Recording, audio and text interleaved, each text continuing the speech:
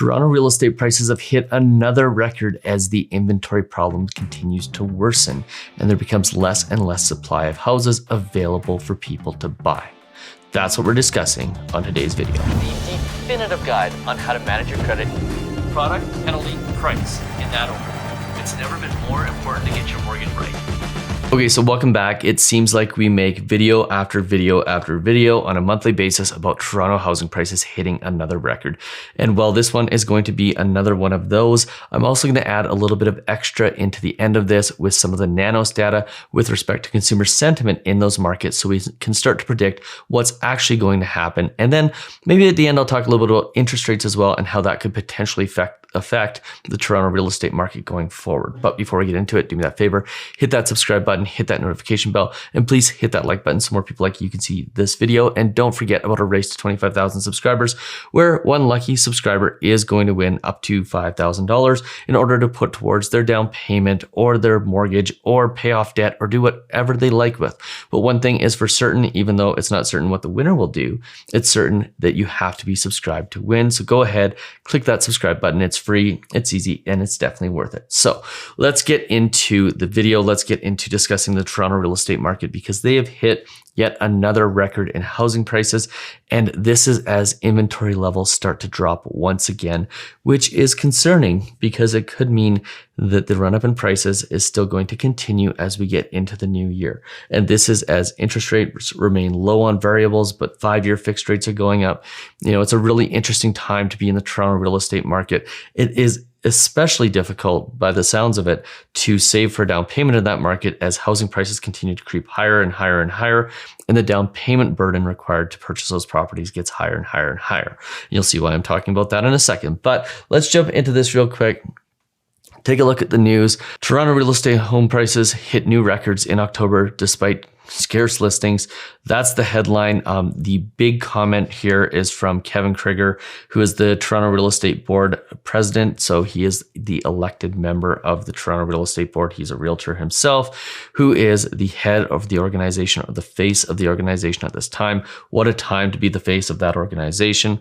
And his comment with respect to real estate in Toronto right now, after they've hit another high price, is that the only sustainable way to address housing affordability in the GTA is to deal with the persistent mismatch between demand and supply.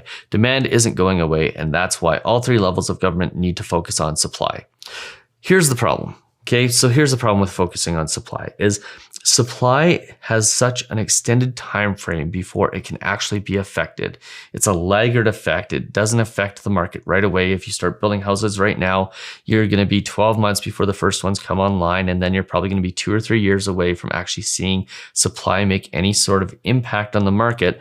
And what that means is that if you're focusing solely on supply, it is going to end up being a long-term solution to the problem. And I'm not saying that there's a short-term solution to the problem. The problem is obviously that there's more demand than supply. I don't know how you weaken the demand curve in the Toronto real estate market. How do you make less people want to live there? How do you make less people want to buy a home? How do you make it more fair for everybody? I don't know if there is a solution other than adding supply.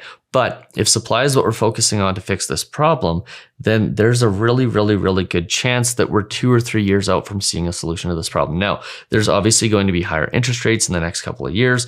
That could help lower prices if you're familiar with the 1%, 10% rule. What that means is that for every 1% increase in interest rates, you see about a 10% decrease in the demand for housing or the prices of housing. That's traditionally how it works, or at least affordability anyways.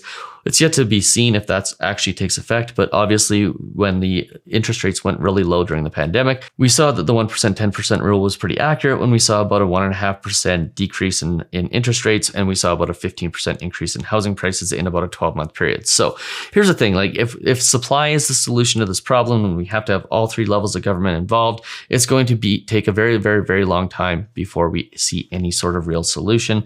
And ultimately, we're going to have to rely on higher interest rates in order for this market to cool out, unless something drastically changes in the market and the sentiment changes in the market. Now, with respect to getting into what the records were and the prices were, the average sale price for Toronto real estate this month in October, the highest it's ever been, is now $1.155 million. So an absolutely incredible amount. Now, Here's where the problem lies for new first-time home buyers is once you start to get into average prices over $1 million, you start to need at least 20% down, meaning that the minimum down payment for somebody looking in this average price range is now $200,000 plus. That is an incredibly huge number. Now, if you're looking just under $1 million, and keep in mind that you can probably still find a house for under $1 million in that market because average price means that there's half the properties are valued over that amount and half are valued below that amount. Now, to my economist friends and my data friends, just let's go with that and assume that that's actually what it is. I know that there's not completely equally going to be a number of houses above that and a number of houses below that, but let's just assume that that's pretty close. So what that means is you can still find probably some reasonably livable properties in the Toronto area for less than $1 million. And therefore you would probably only need about $67,500 for your down payment if you're buying under $1 million. But it is really becoming interesting in those markets where down payment is starting to become the barrier of entry into those markets, because when we look at mortgage applications from the Toronto real estate area, we see that often incomes support those values. We see families that have two incomes of over $100,000 and they can easily buy $1 million plus property. Obviously, there's a lot of people who can't afford that either.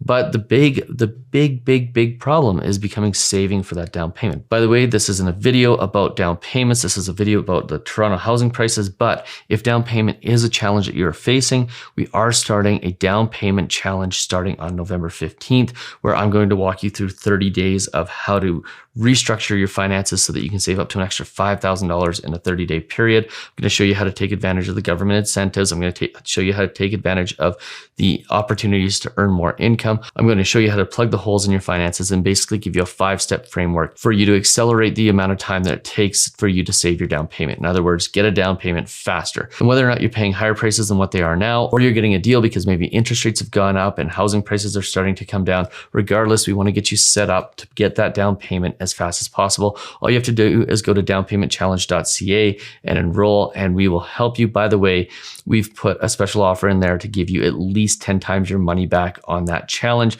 So you're going to start off by getting an extra $1,000 right out of the gate if you end up choosing Mortgage 360 for your mortgage. So it is basically a very easy opportunity to 10x your investment right out of the gate and start moving towards that down payment and that dream of home ownership right away. So going back to the numbers here, 1.15 million. Obviously, we're up about 19.3% compared to last year. Here's the numbers that really concern me. This is the total new listings, which is 11,740 for the month of October. Last year at this time, it was 17,806. Now, what that means is that new listings are down significantly while we're starting to see prices continue to increase. And what new listings means is less inventory, that's less supply. And as the president pointed out, that is the biggest issue. It's the imbalance between demand and supply.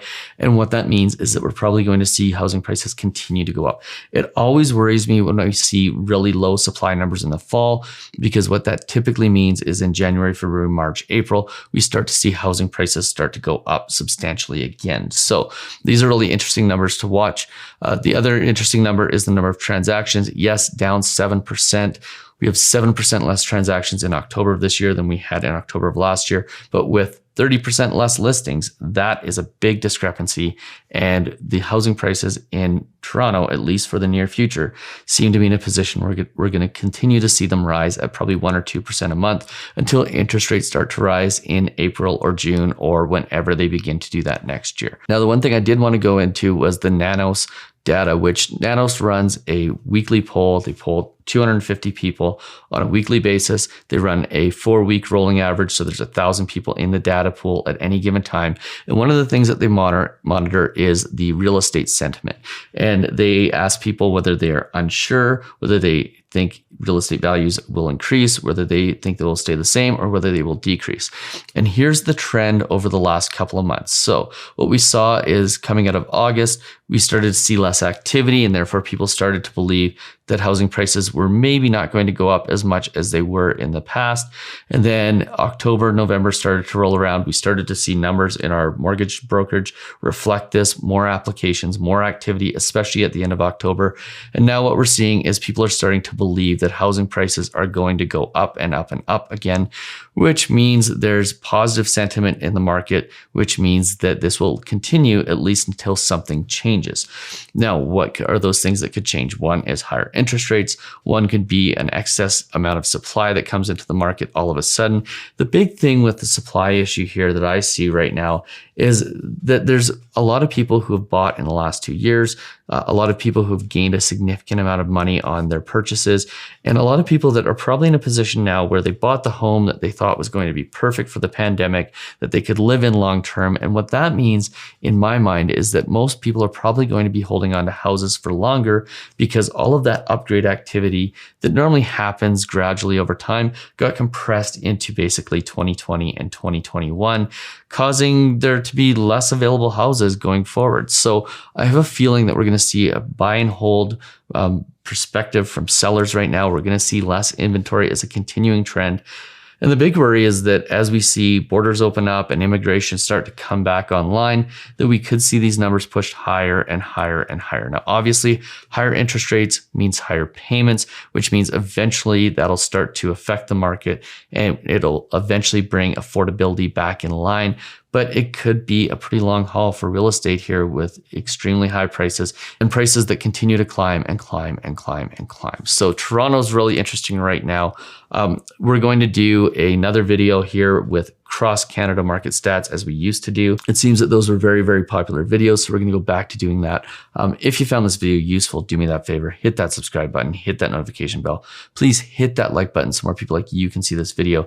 Don't forget about our down payment challenge, which starts on November 15th. I sincerely hope you will join us for that. Don't forget about the race to 25,000 subscribers, and we'll see you on the very next video. Cheers.